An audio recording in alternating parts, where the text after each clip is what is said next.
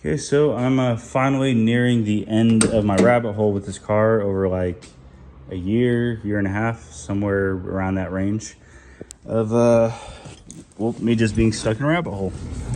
And I finally finished fully wiring in all the gauges, and I'm gonna go over all the other stuff. Anyway, turn the key, let's come on. This does its thing. If that light's on for some reason, I need to look into that. But you know, hazards work, so I know they work, but I don't know about turn signals. I don't know if the car needs to be running or what the deal is there, or if I need to look into some stuff. But the FR gauge, that needs to do its thing for like 20 or 30 seconds, then it starts reading. Of course, the switch lighting works. Volts work because it just goes off of a power source. GPS speedometer works because it goes off of GPS. Tachometer works because I already programmed that and I run it with the engine. Fuel gauge, it works, but I don't know the fuel level because I have not programmed it yet, but I will. As for the and for the GPS speedometer, the antenna is going through here, up the A-pillar, through the roof, and back there in the window area, which I haven't fully seated it, but it will be at some point. If our wiring is all just bunched up right there, I need to finish seating that, find a place for it. The rest of the gauge wiring is just up in this corner area. I need to secure that so it's out of the way. Then I need to tuck all of this wiring because it's a fucking mess over there. Okay, outside the car. And under the hood. What else I've been working on is wire elimination. And that was its own rabbit hole on its own. So what I've done is I took all the emission stuff, everything that didn't go to something, because everything that was connected, well, it's what needed to be connected. The car ran fine with it, and that's what I went off of. If I followed a wire and it did not go to something, I followed it back all the way to, well, where it leads to, and I cut it at space, pulled out wiring that I could. Whatever I couldn't, I just cut it back as far as I could and just left it at that. See, I wrapped up the majority of the wiring down here, just so it looks a little bit nicer, not as, you know, messy and whatever. For the E-fan, I have this right here, which I still need to reroute some of the wires. That's fine. Let's see. Come back around here. It's my new garage, and we moved in about a month ago, so it's a bit of a mess from just moving in and stuff. So O2 sensor wired through here, through the firewall, goes down to the mid pipe to the rear rotor. Because the Chase Bay's brake booster does not have assistance from the intake, got rid of the hard line, just capped it off there. Let's see what else I've done.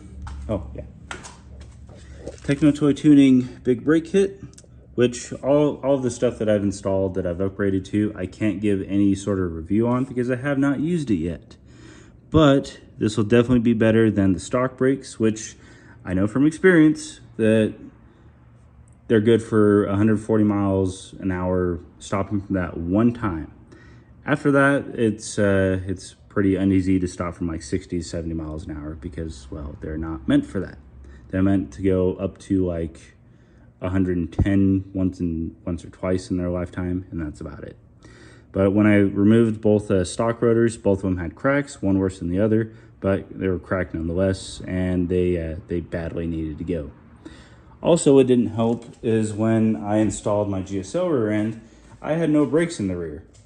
The reason for that is because I didn't have the stuff to put the brakes on, but I needed to swap out the rear end. That's what I had, and I put that in and capped the soft line off because the drummer end, it was on its last legs. It needed to go. But now all four corners have brakes. They're all plumbed. I just need to bleed them, and then I'll have brakes and stuff. Also, full Techno toy tuning rear end setup. But because of the coilovers, or the coilover on the passenger side, I had to remove my racer boot muffler because right here makes contact with the coilover. So I need to take that to a fabrication shop that's nearby, have some of this cut out, then welded back. And while it's over there, because this is an old school Racing Beat muffler, it does not have the Racing Beat etched exhaust tips. So we got these, which are gonna go on. That way all three of my cars, the Miata, the RX-8 outside, and the RX-7 will have Racing Beat etched muffler tips and stuff. Because while it's out, why the fuck not? Let's see, is there anything else?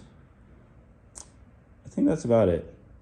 This doesn't seem like a whole hell of a lot of work for like a year and a half, but you know, for somebody that works full time and struggles with sleep schedule, this is the best I was able to do in that amount of time.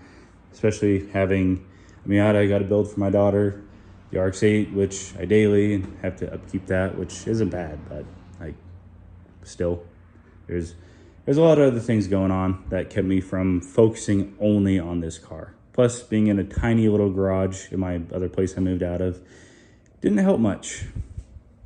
But I did most of it over there, and I finished it, the majority of it up over here, because I have plenty of room to do so. Well, I'll have more room when I clean all that shit up. But that's where I'm at right now. I think the two major things that I need to do to finish this up, aside from the muffler, is bleed the brakes, get the car aligned, and then I could drive it again and enjoy it for hopefully all of 2 months before I deploy in October. Okay, I think that's about it.